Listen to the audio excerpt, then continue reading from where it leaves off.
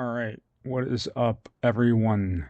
This is an XM1 GM Nuke drop 140. This was my second Nuke drop that I got today. Sorry, I'm trying to talk kind of quietly because it's like 1:34 a.m. January 27th. Um, I've been using the XM a lot. I know that the T72B3 Arena event is going on right now. I don't really give a shit about getting it. I mean, I don't really play. I'm pretty certain that's rank 7. I want to say 11.0 is still rank 7. It's like higher rank 7. So I don't really play rank 7. So if I do get it, I'm never going to touch it. I remember last year I got, it was the Pakistani like T80 UDE or whatever. And I think I used it for like one match on Sweden. And I got like 2 kills, 1 death. I'm like, okay, that's good enough for me. Um, so I don't play that BR a lot. It's just practically a copy paste Russian vehicle. Fuck that pencil. It's just a copy paste Russian vehicle to rank 7. You know, T72, T80, whatever. They're all the same to me. I know that that's a very reductive way of looking at it, but it's the truth. Um, so I kind of splurged a little bit. I ended up getting the aced crew training for the XM1. I might have said that before, but this crew is, I believe, at the time of this match, the crew is like level 142, 143. All the stats that really matter, like weapon reloading, leadership, targeting, even range finding to an extent. Oh yeah, tank driving. They're all maxed out. Field repairs, I'm pretty certain maxed out. So this is pretty much like the gameplay you're seeing is pretty much the vehicle like at its peak in terms of statistics, performance, and maybe not the player so much, but um, you're not going to see a better XM1 GM than this. Not because I'm the one using it, just because the statistics or the crew training and all the stupid bullshit that goes in with that. So I know I made a review. It was actually a nuke on Sinai as well. That's kind of funny. The How do I put this? I guess the best way to put it is my thoughts on this vehicle are pretty much still the fucking same. Um, the cannon, just the M735 is just there's two issues I have with it.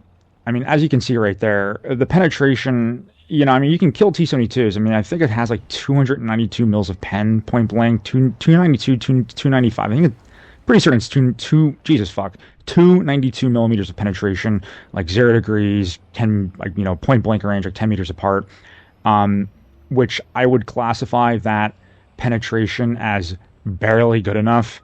But there's, plenty of vehicles that you can pen with that. Oh yeah, watch this right here.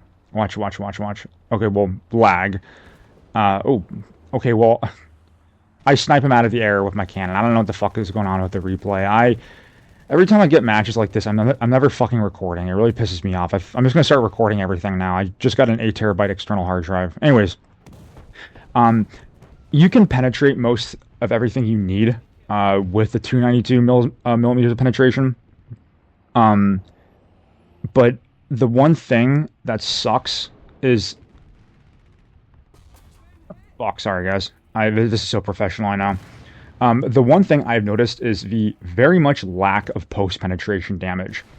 One of the things about DM33 with like Germany is it feels like it's a Sabo APHE round in terms of like the post pen damage. It's like you'll fucking hit someone in the track and Spall will go into the hole and fucking knock out half the crew. It's ridiculous. Whereas with this, I mean, there have been so many instances where I'll shoot at someone, I'll overpen them, and I'll like kill like maybe a loader and like track them or something like that, and they just turn around and kill me. It's kind of dumb, but overall my performance, I mean, even though that definitely is an issue I've noticed, my performance with it is really solid. I have I wrote down some of my statistics here. Hold on a second here.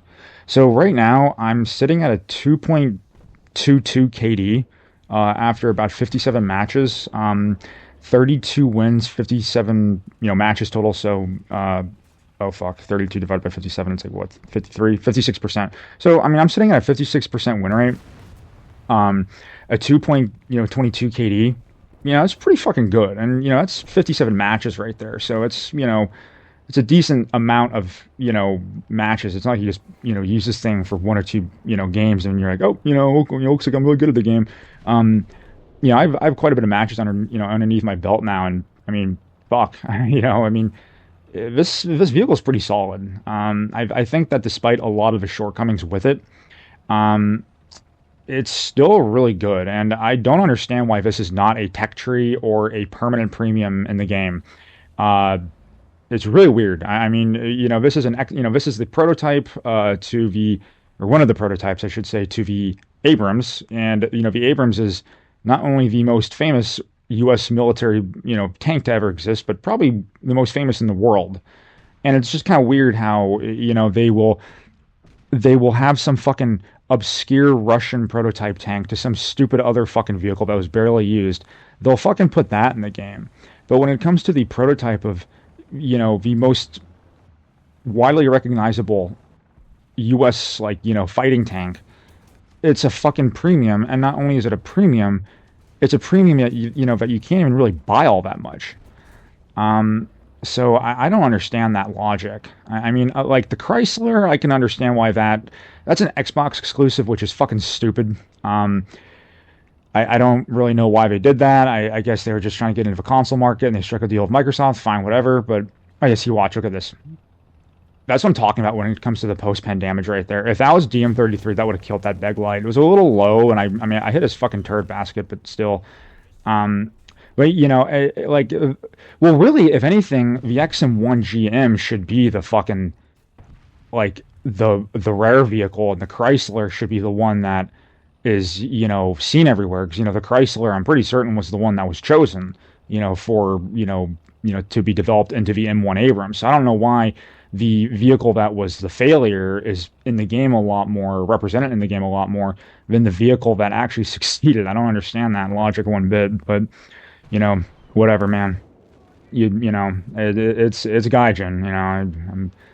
I you can fucking, I don't know. I don't know what to say. They make a lot of very interesting choices that I don't know if they 100% thought through it.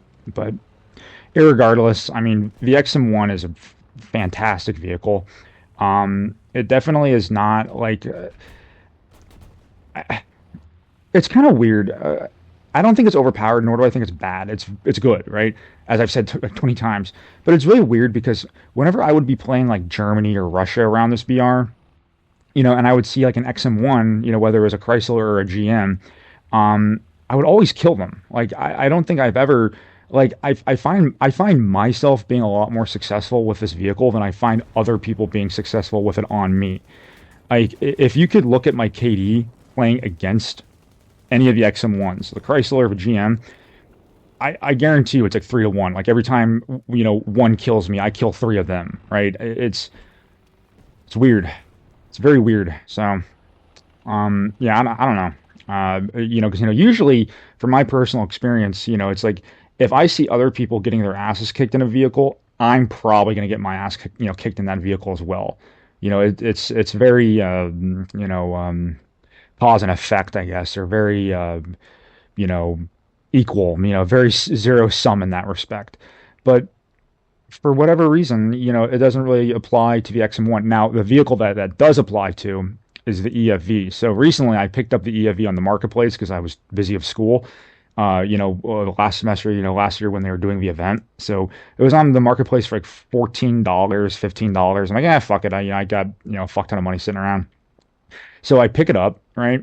And I have like maybe 20 deaths with it and like 6 kills. It is fucking god awful. It is such a terrible fucking vehicle. People always say 9.3 is too high for it, but it's like you're stabilized. You have APS-DS, dart, like an auto cannon.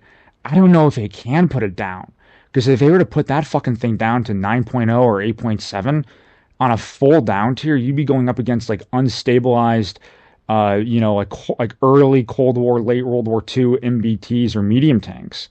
I don't think that'd be fucking. So it's kind of fucked. I think a lot of those Bushmaster autocannon vehicles are kind of fucked like that, where they're placed too high to be effective, but if they were to go any lower, they would just be broken. So I don't know. Well, there's the Nuke. I appreciate everyone listening to my rambling and the retarded commentary. Again, my opinion still stands as the first video. The XM1 is a great vehicle. If you didn't pick it up, hopefully it comes to sale again, sometime this year. So, meow, kitty cats, meow,